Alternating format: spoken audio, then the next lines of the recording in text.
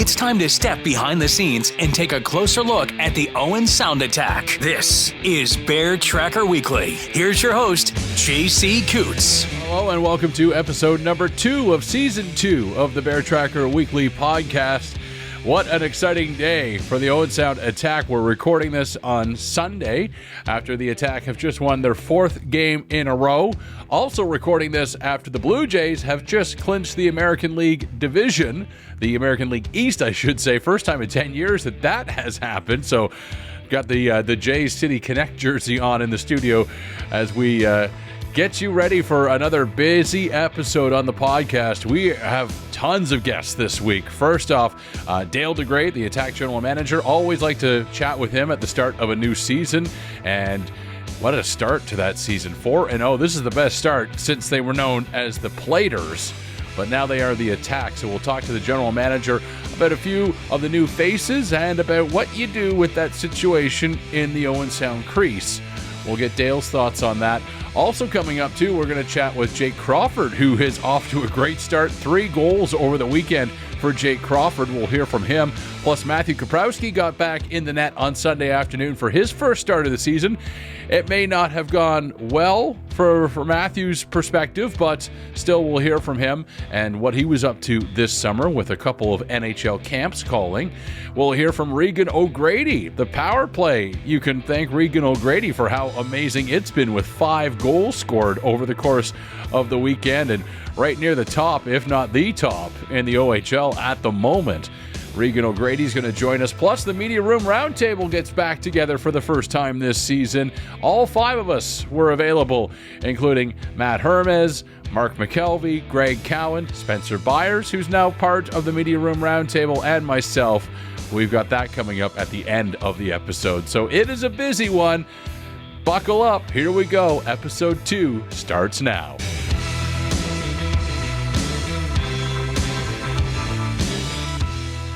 Well, up first this week is Attack General Manager Dale DeGray.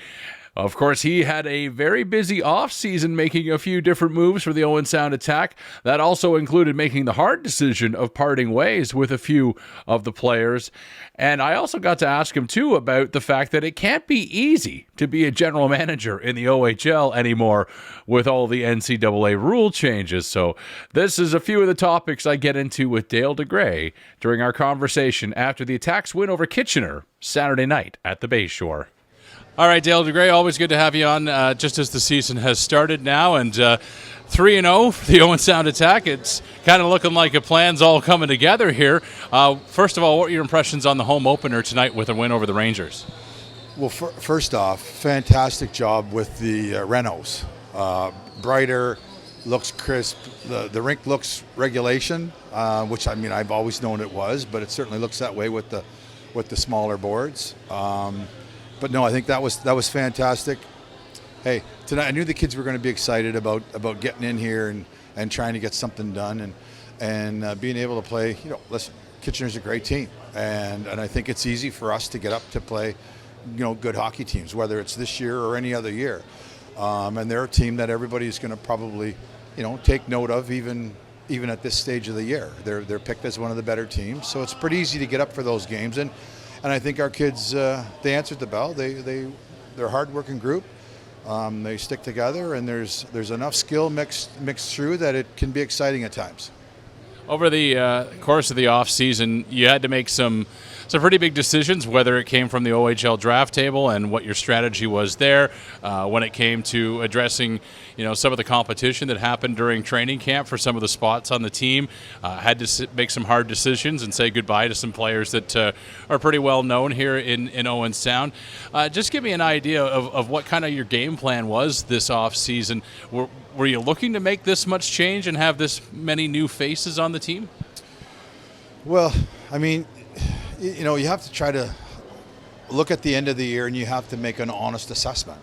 And you know, if you're going to be honest and make those changes, they're not easy. Like and you know, when you're moving guys that have been here for a year or two or whatever, and you're moving them out, you know, you got to believe you're doing it for the right reason. And it's not all on me. I mean, I mean, you talk to coaches, you talk to other players, and you sort of accumulate as much information as you can before you make decisions.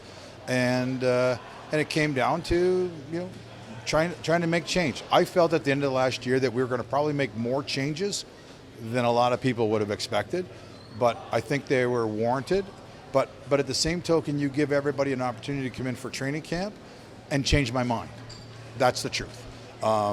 Some did, quite honestly. There was a couple that we didn't make changes, and some we just felt we needed to just carry through.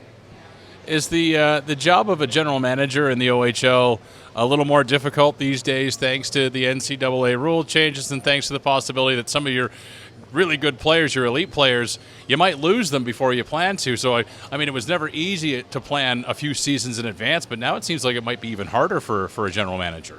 Yeah, I think we all as general managers, I think we're looking at it from a year-to-year basis. I think, as you said, you don't know who you're gonna lose from one year to the next because of, whether it's NCAA or NHL or next year the American Hockey League if you have a real good 19-year-old. So, that's all you can do is hopefully you're deep enough and you can fill some holes, however it be. You know what I mean? But I think so far I think the coaches have done a fantastic job with the changes and getting them all acclimated to play the way that we want to play. And I think it showed tonight. I think it showed really in all 3 games that we've played this year. But let's not kid ourselves. It's 3 games. It's a small sample, but I think we could all say that we like what we've seen so far. The rules changed this season, of course, to allow an extra import player to play, so a team can now carry 3. I think you had been quoted with Greg Cowan as saying that you swung for the fences in the import draft this year. Unfortunately, none of them ultimately chose to join the attack. Does that change things? Does not having an import player on the team make a difference at the end of the day? I think at the end of the day, I can sit here, we're 3-0, I could say no, right? That's easy. But honestly, it'll give us an opportunity maybe down the road to look at, if we think we're a good team and we have the opportunity to maybe pick up a European player down the road because we don't have any.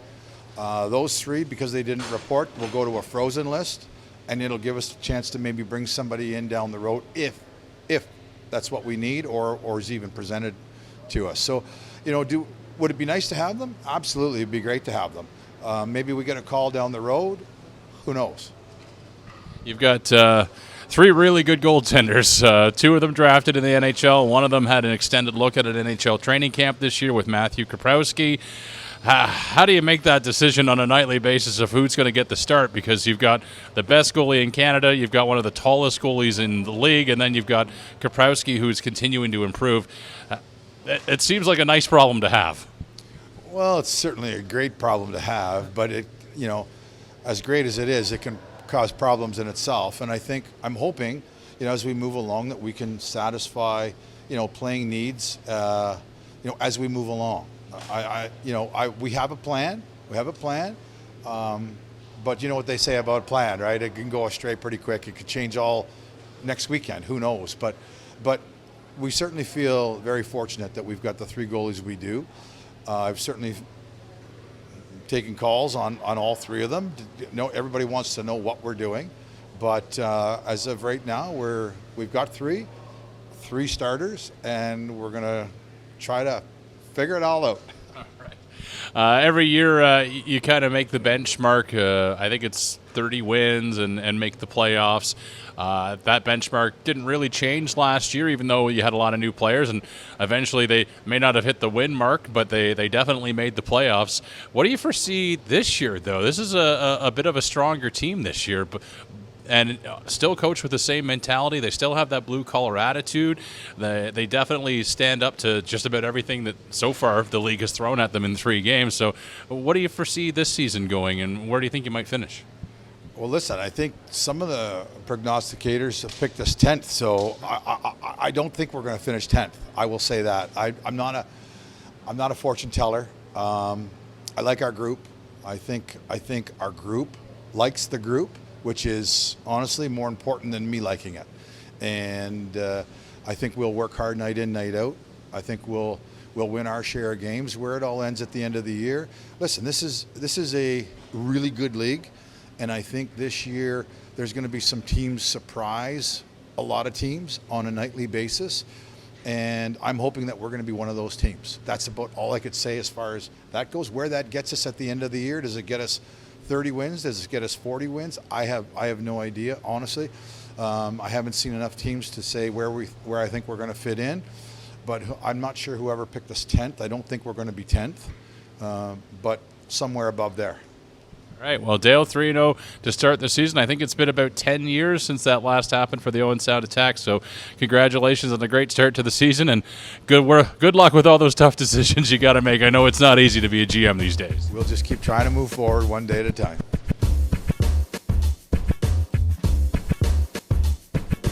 Our first player interview was the first star of the game on Saturday night. 2 goals for Jake Crawford. He scored again against Barrie on Sunday afternoon. Almost had 2 goals on Sunday afternoon against Barrie. His line with Harry Nancy and Mason Ray has been fantastic through the weekend of play. And here's my conversation with Jake Crawford after the win on Sunday afternoon against Barrie. All right, Jake Crawford, first of all, congratulations on the goal tonight. Congratulations on the 2 goals Saturday night against Kitchener. Probably would have been 2 goals tonight if it wasn't for that darn crossbar, but what a start for you. What are your thoughts on just getting back into it, being a 3rd or 4th year player now with this team, and it looks like things are really starting to click for you. Yeah, I think you want. Yeah, no, I think it's huge. I mean, coming in with more experience and with NHL camp in LA, bringing me out in September, I think that working on my shot and fixing the little areas of my game, and I was 3rd year, more of a voice this year. So I'm just excited to get at it, and I'm excited to see my work's kind of paying off so far. Yeah, you mentioned getting the chance to work a little bit with LA. Last year, of course, you were a guy whose name popped up on some of those NHL potential draft lists. Ultimately, you didn't get to hear your name called this summer, which I'm sure was disappointing, but obviously there are other routes to get to professional hockey. We all saw Landon Hookie last season and how he worked his way on to now a member of the Belleville Senators. So I guess really you have to do it with your play. So what was it, first of all, like for you to get past that NHL draft, and how have you used it to kind of motivate yourself going forward? 100%. It was, obviously disappointing at the time, and then, you kind of look at it like a positive way, and it's just like, playing with a bit of a chip on your shoulder this year, and obviously you can still get drafted this year, so, having a good year this year is my main priority, main focus, and not thinking about it too much, and just like Hooks, like he didn't have a breakout year till his fifth year, and he took the league by storm. So that's awesome. I love the line that you guys are on right now between you and Harry Nancy and Mason Ray. It's a line of 3 guys who've got some OHL experience. All 3 of you seem poised for a major breakout, and all 3 of you definitely have something to prove. What's it like to be able to work with those guys and see a lot of success already? Yeah, I mean, it's amazing. Obviously, Harry took, so many steps this year with Toronto, working all summer with them, and obviously Razor coming into his own at the end of the season last year, and just 3 big bodies, and get in the corners, muck and grind, and then get pucks to the net. So it's been awesome to play with them so far and build some chemistry for sure. 4-0 to start the season. We, as media, were trying to figure out when was the last time this has happened. It was 10 years ago for 3-0. 4-0, I'm sure, is even longer. How does it feel as a player with a lot of new faces on this team to see this much success this early? Yeah, I mean, Razor actually said it. Coach Razor said it before the game. It's the last time they were 4-0 was the Platers. So, I mean, it's awesome to, we're coming out strong, and all the new guys have, really came into their own, like Banksy. Banksy's first week was a little bit timid, and then he found his stride this week, I thought, and, he's going to be a really good player for us this year, and same with Sicky. Sicky scored this tonight, and, both of the new ads are great ads, and obviously Jackman getting his first tonight was awesome, so, yeah. Yeah, the power play looks phenomenal. Again, picking up exactly where it left off from last season as one of the best in the OHL. 4 goals on Saturday night against Kitchener, another one tonight. What's your thoughts on the power play, and especially with so many new guys on the team, you don't have a lot of the same faces you had last year, so you got to learn pretty quickly together. Yeah, I mean, I think Reagan O'Grady's done a great job with them, and bringing us out before practice every day, and really working at it because it makes or breaks you in this league. So, obviously taking that by stride, and it's a really good thing for us this year. Same with our PK. So both special teams we work on all the time. It's got to be, as a team, kind of exciting to have three really good goaltenders, two of which were drafted in the NHL. One spent some extended time with an NHL camp this year. It also has to be kind of frustrating because I'm sure you want to see your buddies get every start, but only one guy gets to start a game. Yeah, I mean, obviously full credit to three amazing goaltenders that we have, and we're really lucky to have that, and obviously Carter George being the backstop of that. So, we're really lucky and fortunate. All right, Jake. Well, congratulations. 4-0 for the first time since the Platers. A heck of a start here in Owen Sound. A great start to the season for you. Best of luck to you and the boys next week. Thank you. Appreciate it.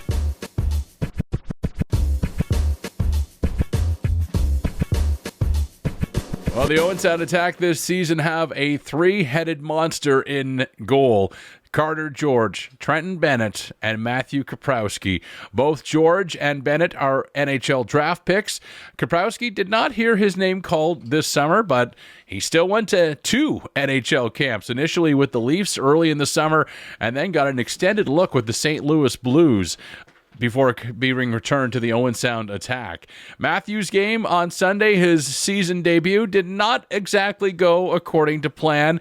He ended up getting yanked after allowing 4 goals on 17 shots before Trenton Bennett came in and closed the door after that. But still, all in all, we know what Matthew Koprowski is capable of, and here's my conversation with him following the game on Sunday afternoon.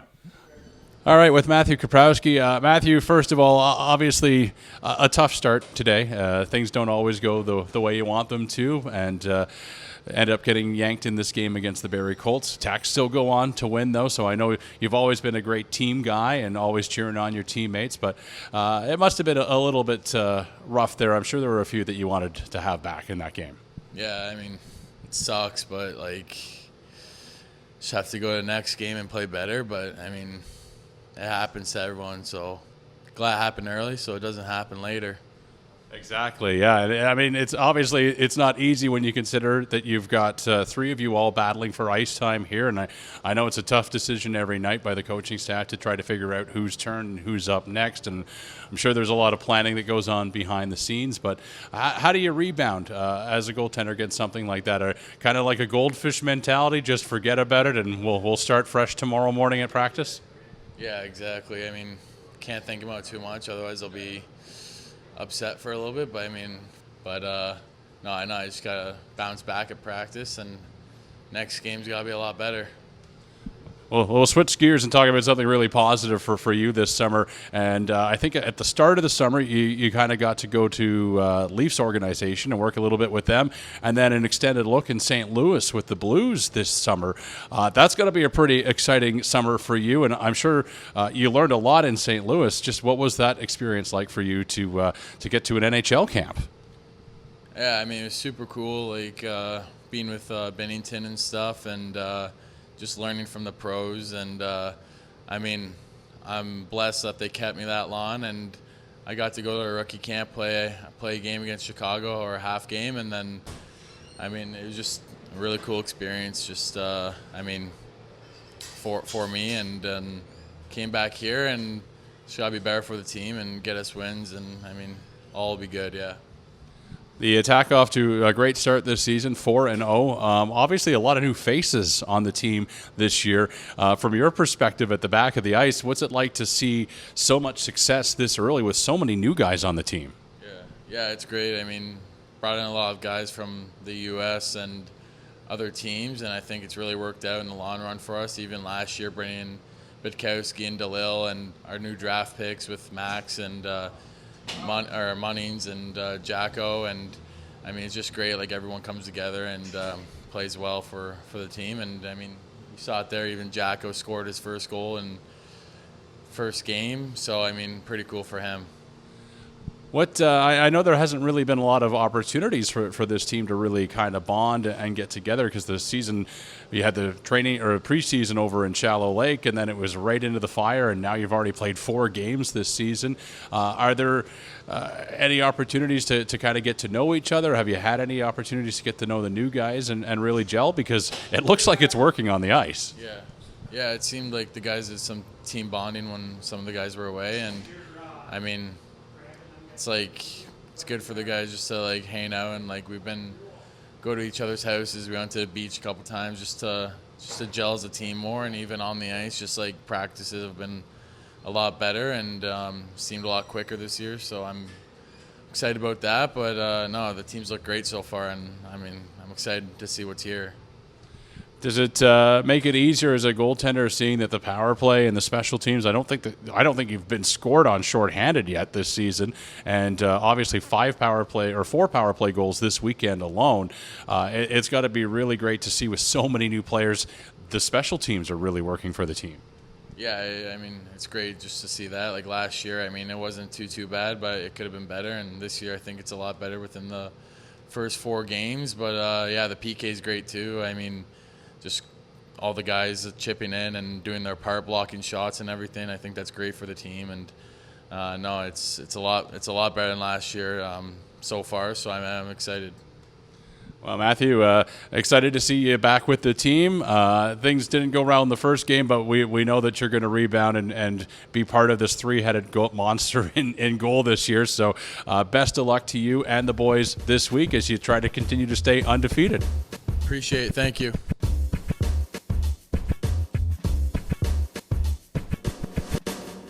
Reagan O'Grady is one of the assistant coaches for the Owen Sound Attack, and Reagan is the one that's in charge of the power play, which did not get off to the best start in London, although it did end up producing a couple of goals in that game to help the Attack win Game 1 of the season. And then it was just complete fire this weekend. 4 goals against the Kitchener Rangers, another goal against the Barrie Colts on Sunday afternoon, and the Attack power play has now picked up exactly where it left off last season, even though they've had a lot of player changes. Here's my conversation with Reagan O'Grady after the Attack's win Sunday afternoon. Congratulations, first of all, on a 4-0 start for the team. A big win over the Barrie Colts this afternoon. Back and forth, an exciting game, a nail-biter right down to the end, but the Attack hang on and get the victory. What did you think of the game that you saw your team play this afternoon? I think just obviously, like you said, the back and forth, the no quit. I think, the resiliency shown in our group. You look at the standings, you look at the roster that we've assembled here, and kudos to a lot of the young guys. It's the first of a 3 and 4. We could have said that we were gassed after, playing last night with a quick turnaround, but you know what? There's no quit, and I think that's the biggest statement from our group last year into this year is just, we're the no quit Bears for a reason, and it was shown today, and we could have mailed it in pretty early, but I think, getting that first goal, getting back on our heels a little bit, but then, taking it to them after that, it's something that, we just got to control the highs and lows and, just stay level-headed through the process. But, overall, just obviously extremely happy. The power play seems to be your baby, and last year we saw a lot of success for Owen Sound on the power play. One of the better power plays in the Ontario Hockey League last season, and it looks like they've picked right back up where you left off from last year. 4 power play goals last night, another one tonight. Obviously, you're working with some new personnel on these power play units, and they seem to be gelling together really quickly. Yeah, I think obviously, you look back on Thursday night, a week's progress. Wasn't really happy with the way things were, just out of sync a little bit. Guys trying to go one-on-one as opposed to using, the man advantage and being 5-on-4. But, just maybe something clicked last night. A couple of them were kind of unconventional. Jay Crawford finding himself on the half wall rolling, with a really nice shot. Tristan DeLille on a 5-on-3 gets it on the goal line short side. side, up under the bar. I think it's something that we've got a lot of guys with a lot of hockey IQ in there. I think, being able to feed off each other. And then today, I in a meeting this morning, I kind of hemmed and hawed about maybe going back to, what Barry's going to be, but instead, let's feed off the positives. I showed the good things that we did. I challenged them. We got to score a goal a game. That's the bottom line. Special teams wins games in this league, as we know. And, today, just super proud of the group. Obviously, at times, we give up that shorthanded goal. Could it have been prevented? Maybe, guys were a little bit lackadaisical getting back. But overall, it's off to a good start. I think, I can't get too high right now. But it's back to the drawing board. We got Kitchener again. And we got a big weekend next weekend. So that's what we're looking to do. Obviously, get our special teams up. Shawzy's done a great job with the PK. Haven't given up a goal yet, knock on wood. But it's just let's continue the process here. Some of the young guys really had a great game here this afternoon. Nick Sikora gets his second goal. You get the first OHL point by Max DeLille, setting up Landon Jackman for his first goal in his first OHL game. Just get your thoughts on that trio and on some of the other new faces you've had this season. It must be great to see them really developing and catching up to the speed of the OHL game. Yeah, I think it's just the mentality that we have every single day. The guys love being around the rink. They're here nonstop. Our leadership group led by Carter George and David Bedkowski have done an outstanding job bringing these guys in, welcoming them from day one and making them feel good about themselves. And, we talked a lot about, trusting the process, with some of our young guys. Obviously, Landon Jackman draws in here today for the first time. Blake Munnings hasn't seen game action yet, but, two hell of hockey players in there. Obviously, Max DeLille being our first rounder, he's played extremely well. He wants more. He's not settling for anything less. And it's just that next man up mentality, I think. You look at the scoring over the last couple of games here, it's been by committee. It hasn't been one line. I think last year, fans could appreciate we relied on that hooky DeLille buoy line to score and to get us to playoffs, where this year it's like, okay, yeah, let's control one line for the opposing team. Well, who are you going to come back with, the other two lines that can play? And we feel we've got a top 9, but we really do have a top 12. Our defense group has been very good, and our goaltending's our goaltending. So, we're really happy. Again, like I said, best start in franchise history since 1998 with the Owen Sound Platers. And, we can't get ahead of ourselves. We got a good Kitchener team going in there for the first time, the bright lights of the odd. But we're excited for what's at stake here, and we'll get back and get ready. Speaking of lines that are really clicking, Harry Nancy and Jake Crawford and Mason Ray, all three of them together. Big game last night, another big game tonight. Crawford with a goal, almost had 2 except for that darn crossbar. But those guys, all of them seem like they have something to prove. They probably are all poised to have a breakout year. It must be very encouraging to see them playing so well together this early. Yeah, I think obviously, talk about Harry Nancy for a minute, a guy that, was drafted to the Toronto Maple Leafs, stayed a little bit longer at camp, got that experience, comes back a super confident kid, and, we even saw it through preseason. Like, he had a really big summer in Toronto. Like, call a spade a spade. It's important for him to understand that, the sacrifice he made, he could have been at home in Ottawa, but you know what? He elected to be down in Toronto, made a huge sacrifice, and, kudos to him. It's paid off here. Jake Crawford, obviously a guy that, he had a roller coaster of a year last year. He was one that felt he needed to produce, needed to play on the offensive side of the puck, and LA did a great job. He went in there, he was fantastic, invited back to rookie camp, and then got to main camp for a couple of days, and he understood his role now. Comes back, he's a hardworking guy, he's a heart and soul player, and he's getting rewarded right now just from that, like playing in straight lines as opposed to east-west, and Mason complements that group. He rounds it out.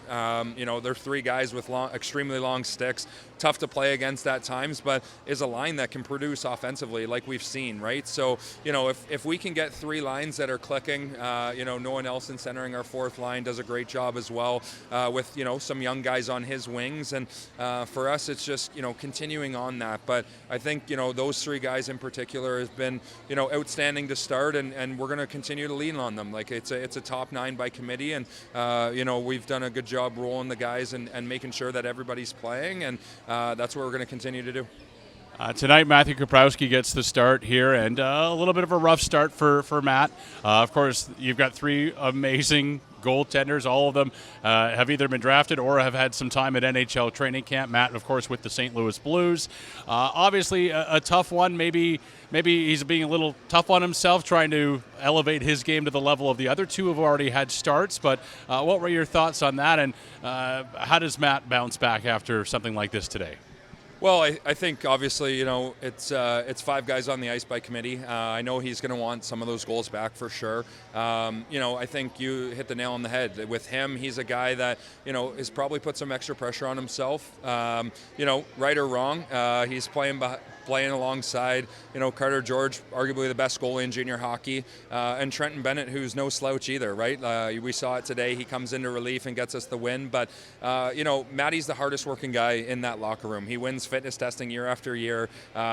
He's ultra competitive. He wants the net. I think it's just getting back to the basics here this week. I think a good conversation, from Brad Fogel, our goalie coach, warrants him just to, calm his nerves and understand that, hey, like, you're good here. Like, you've been an OHL guy, all along. I think that, he needs to take that pressure off himself and just go out, be a kid, love the game, and just continue to perform. We have the utmost trust in him back there. I can speak on behalf of the D-Corps. We know that we've got 3 great goalies. Whoever's in the net doesn't matter. Different strengths for sure for all of them. But, he's going to rebound no problem. I have no questions asked. He's going to be a guy that's going to bounce back. When his action and his name's called, he'll be ready for the test. Well, Coach, 4-0 to start the season. Congratulations and best of luck to you and the boys next week. Awesome. Thank you.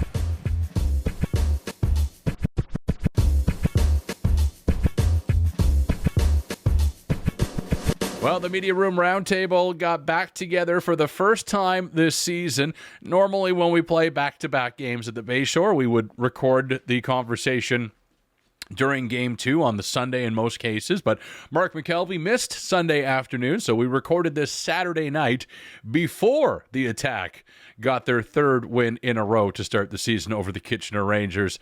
Here are the 5. Can we call ourselves the 5? Here's the 5.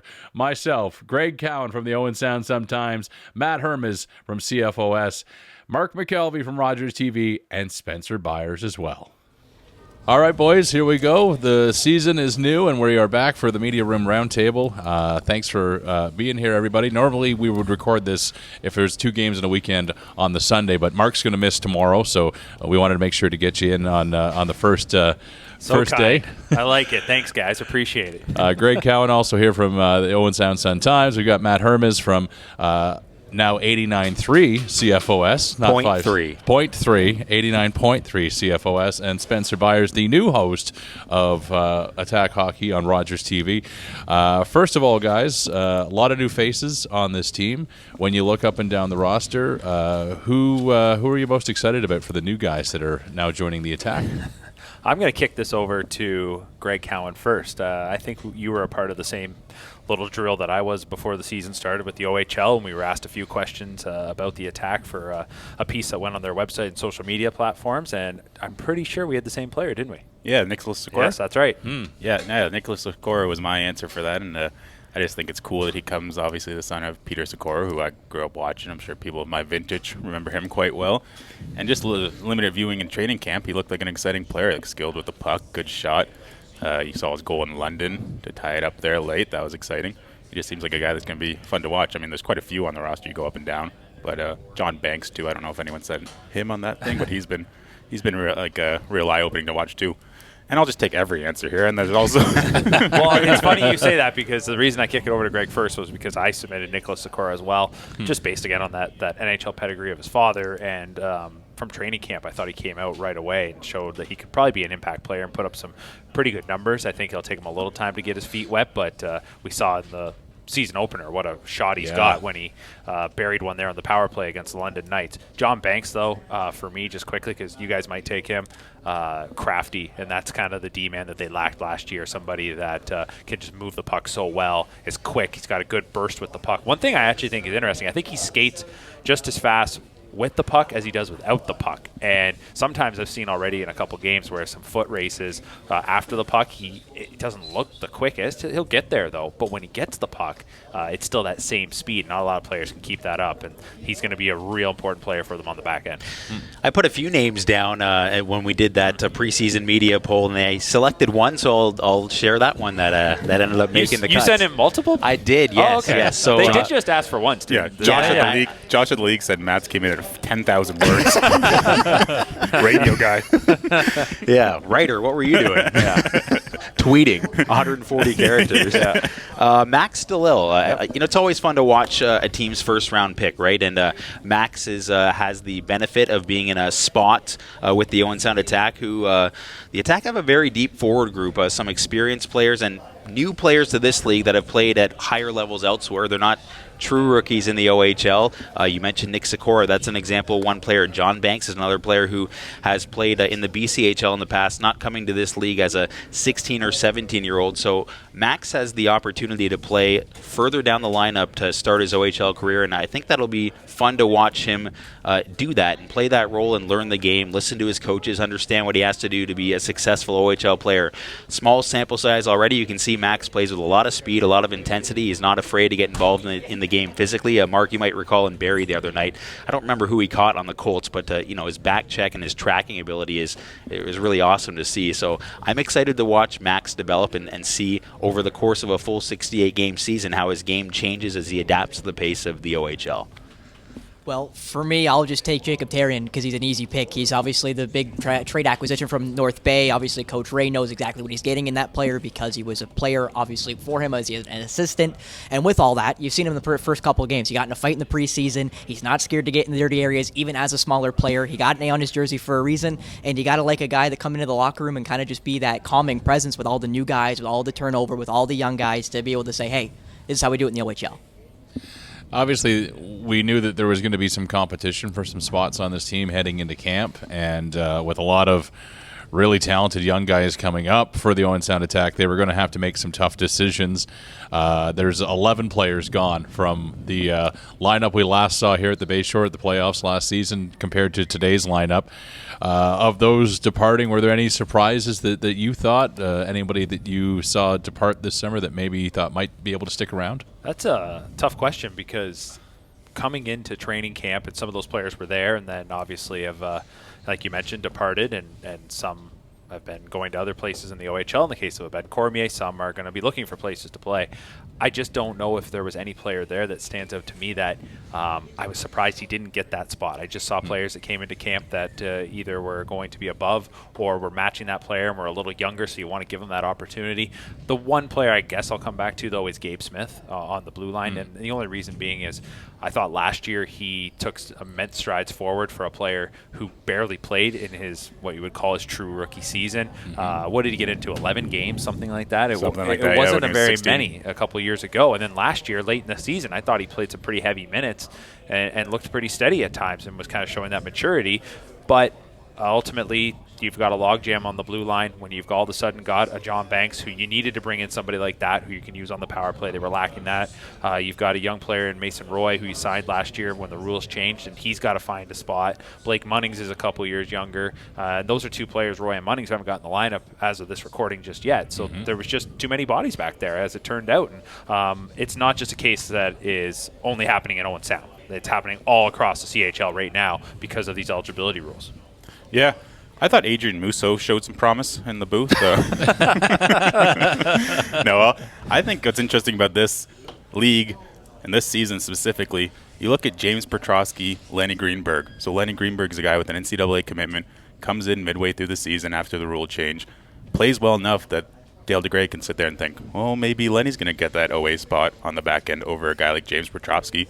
Gets a package of picks for Koprowski, and then you got a guy that would have never played in this league taking a spot from somebody who has played in this league. What was he, a first-round pick, second-round pick to Flint? And now he gets draft picks for him to send him to Peterborough. That just shows, I'm sure that's happening all over the league too. There's just so few spots, and guys are coming in from all over the world now that they don't lose their NCAA eligibility just by stepping onto the ice. It's competitive out there for sure. Yeah, just to pick up on that, Greg, the Attack have 9 players on their roster with NCAA commitments. So not all guys that wouldn't not have played in the OHL. Like Pierce Bowie is one of them as an example, right? But certainly, Dale DeGray has embraced the rule change, and it looks like he was comfortable finding guys because of that opportunity. And I think the idea was just put the best product you can on the ice, right? So, and as you talked about, that just means that the numbers don't add up. I certainly had a sense near the end of last season that there would be some turnover, so I'm not surprised that occurred.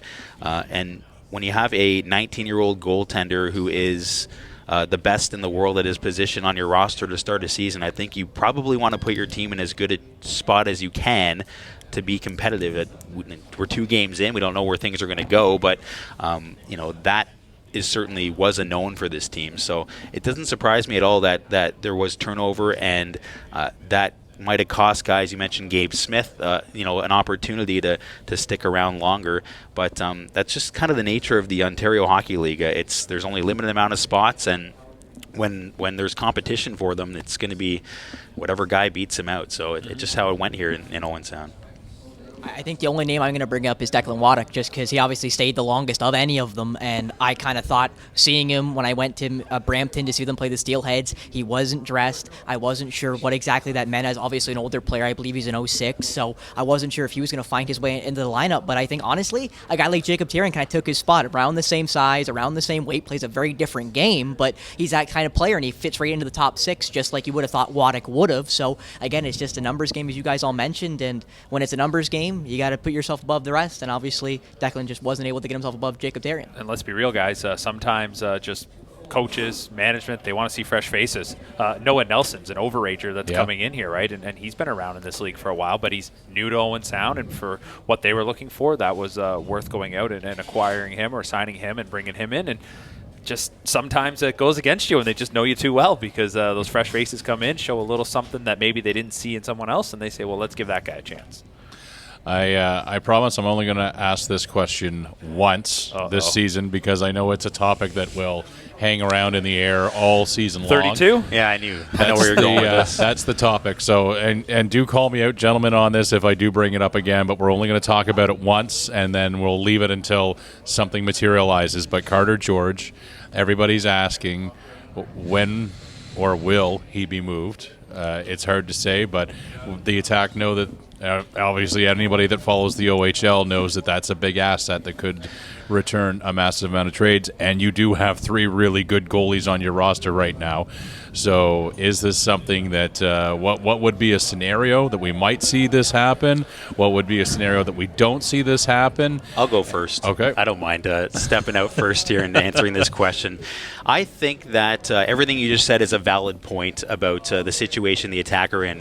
One of the biggest questions for this team this season at the start is how the crease will resolve itself. They have Carter George, as we've talked about, the best player at his age, at his position on this roster. They have Trenton Bennett, who was just drafted in the 4th round by the New Jersey Devils of the 2025 NHL entry draft. And they have Matthew Koprowski, who's now in his 2nd full-time season in the OHL, certainly a guy who's going to want to get more playing time, and just got back from an NHL camp himself with the St. Louis Blues. So 3 capable puck stoppers here for Owen Sound. There's only so many minutes to go around. It'll probably won't last the whole season, I'll put it that way.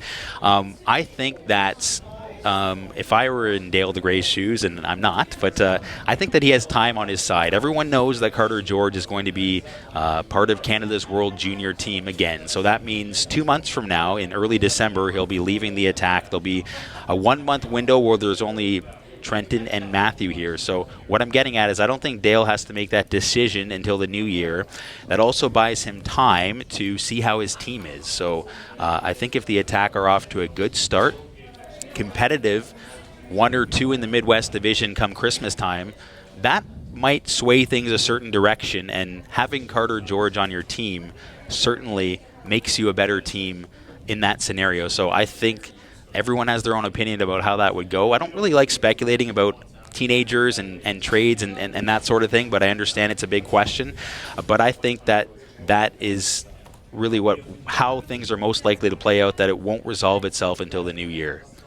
I agree with that. I think that is definitely the timeline. How I look at it is very similar to Matt in the sense that Dale DeGray has to wait and see what his hockey club does. And if they're in the mix, let's say for home ice, and you're getting close to that trade deadline, do you hold on? At the same time, Carter George, just like any player, when they're wrapping up their junior career, wants to win a championship. There's so many scenarios that are out there. That being said, the one thing I'd be a little wary of if I'm Dale DeGray is the current climate of junior hockey and what is that return you're going to get for Carter George. Does it include a potential current first-round pick that's just coming into the league? Does it have a young player who looks like that could be your star for the next few years? But does that young player potentially say, I don't know if I'm going to stay for a couple of years. Am I going to go to school right away? That's the one thing that you're just it's so unsure right now.